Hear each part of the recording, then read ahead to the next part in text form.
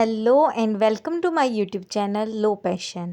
Previous video हमने discussion किया था हरियाणा लैंड रेवेन्यू एक्ट 1887 के इंट्रोडक्शन, इम्पोर्टेंट डेफिनेशंस और पर्पस के बारे में। और आज हम डिस्कशन करेंगे सेक्शन 4 के बारे में। तो दोस्तों, हरियाणा लैंड रेवेन्यू एक्ट ज़्यादातर खेती वाली ज़मीन यानी रेवेन्यू वाली एग्रीकल्चर लैंड पर लागू होता है, लेकिन सेक्शन 4 हमें बताता है कि ये एक्ट कहाँ पर लागू नहीं होगा।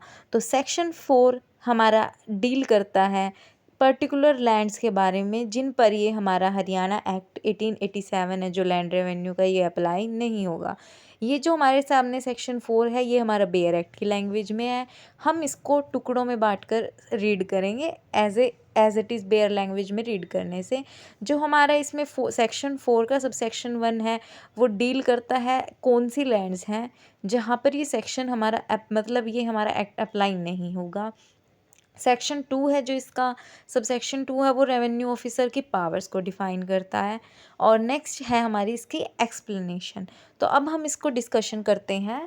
पहले हम डिस्कशन करेंगे हमारे इसके सब सेक्शन 1 के बारे में। तो इसका सब सेक्शन 1 ये कहता है कि ये जो act is meant mainly for agriculture revenue paying land, ये हमारा एक्ट सिर्फ एग्रीकल्चर और रेवेन्यू पेइंग लैंड्स के लिए बना है। Therefore it does not apply to, ये एक्ट हमारा कहाँ अप्लाई नहीं होगा? Land which is a part of village site. Village site means जैसे रेजिडेंशियल एरिया, जैसे कोई मकान बना हुआ है, सड़कें, तालाब वाली ज़मीन आदि, ये सारा हमारा विलेज साइट आ जाता है। और the land is not assessed to land revenue, और इन पर लैंड रेवेन्यू नहीं लगता जिस लैंड पर, इसलिए ये एक्ट यहाँ पर लागू नहीं होगा जो हमारी विलेज साइट है और जिस लैंड पे हमें लैंड रेवेन्यू नहीं जनरेट हो रहा है या असेस नहीं कर रहे हैं। क्योंकि मेन जो हमारा ये एक्ट होता है ये लैंड रेवेन्यू के लिए ही होता है कि लैंड रेवेन्यू कौन सी लैंड पर लगता है, वो हमारी एग्रीकल्चर लैंड होती है। जो हमारा रेजिडेंशियल लैंड है उस पर ये हमारा एक्ट अप्लाई नहीं होगा। जैसे कि फॉर एग्जांपल हाउस हो गए, streets, ponds, common area villages में, ये सारे हमारे रेवेन्यू पेइंग नहीं होते, इसलिए ये एक्ट हमारा इन चीज़ों पे अप्लाई नहीं होगा। नेक्स्ट हम बात करते हैं इसकी एक्सेप्शंस की। Even if the act does not apply to village sites, ये एक्ट माना कि विलेज साइट्स पे अप्लाई नहीं होएगा जो हमने ऊपर बताई हैं, पर यहाँ पर ये कुछ ऐसे लिमिटेड पर्पस होते हैं जिसके लिए एक्ट हमारा अप्लाई किया जा सकता है। जैसे कि प्रिपेयरिंग रिकॉर्ड्स, अगर हमें कोई रिकॉर्ड प्रिपेयर करना है जो कि गवर्नमेंट की हेल्प करता है विलेज के लेआउट्स जानने के लिए, तो उस केसेस में हमारा ये एक्ट उस लैंड पे भी अप्लाई हो जाएगा जो कि एक्सक्लूडेड है। रिकवरी ड्यू, अगर हमें गांव की कोई भी साइट में से कोई भी टैक्स है, विलेज टैक्स वगैरह, वो मतलब वसूलना है या रिकवर करना है, तो उसके लिए भी हम इसको अप्लाई कर सकते हैं।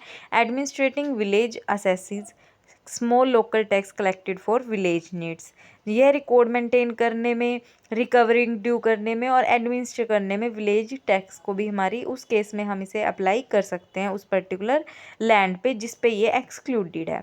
अब हम नेक्स्ट बात करते हैं पावर रेवेन्यू ऑफिसर की, जो हमने सबसेक्शन सेकंड में बताई गई है इस सेक्शन 4 में। तो ये कह रहे हैं to avoid confusion the revenue officer can officially define, जो हमारा रेवेन्यू ऑफिसर है वो ऑफिशियल डिफाइन कर देता है what exactly is the boundary of the village, कि गांव की साइट कहाँ तक है और कौन कौन सी ज़मीन एग्रीकल्चर है, कौन कौन सी रेजिडेंशियल है। ये सारी चीज़ें हैं जो हमारा रेवेन्यू ऑफिसर डिफ़ाइन करता है, ये चीज़ें डिफ़ाइन करने की पावर उसकी है। नेक्स्ट हम बात करते हैं एक्सप्लेनेशन की, जो हमारी म्यूनिसिपल एरिया के से रिलेटेड है और उसके बारे में बात करती है। अगर कोई लैंड म्यूनिसिपैलिटी या नोटिफाइड एरिया के अंदर है तो वो विलेज साइट नहीं मानी जाएगी। It is not considered as a village site. Reason ये है क्योंकि बिकॉज जो म्यूनिसिपल लैंड होती है वो म्यूनिसिपल लॉ से गवर्न होती है, ना कि रेवेन्यू लॉ से। मतलब उस पर भी हमारा हरियाणा लैंड रेवेन्यू एक्ट लागू नहीं होगा। तो इन शॉर्ट में ये सेक्शन बात करता है कि विलेज रेजिडेंशियल एरिया हैं वो इस एक्ट के अंदर नहीं आएंगे, पर कुछ लिमिटेड पर्पस के लिए, जैसे कि सेसेस, रिकवरी ड्यू, एडमिनिस्ट्रेशन करने के लिए टैक्स, तो उस केसेस में ये एक्ट अप्लाई हो जाएगा। और जो रेवेन्यू ऑफिसर है उसकी पावर कि ये बाउंड्रीज ड्रॉ कर सकती है भी कितना एरिया हमारा विलेज साइट के अंदर आएगा। और म्यूनिसिपल लैंड्स जो टोटली इस एक्ट से आउटसाइड है, मतलब बाहर हैं, वो इसके अंदर नहीं आएंगी, वो हमारे म्यूनिसिपल लॉ द्वारा मेंटेन करी जाएंगी। अब आपको साफ समझ आ गया होगा कि जो सेक्शन 4 बेसिकली सिर्फ रेवेन्यू वाली एग्रीकल्चर ज़मीन पर लागू होता है। गांव की रेजिडेंशियल ज़मीन और म्यूनसिपल ज़मीन इस एक्ट से बाहर रहती है ताकि कंफ्यूजन ना हो और सही अथॉरिटी सही जगह काम कर सके। तो गाइज़, कैसी लगी मेरी वीडियो कमेंट बॉक्स में बताना मत भूलिएगा। नेक्स्ट वीडियो में हम डिस्कशन करेंगे रेवेन्यू ऑफिसर के बारे में। For more videos, comment on my channel, like, share, comment and subscribe my channel. Thank you for watching.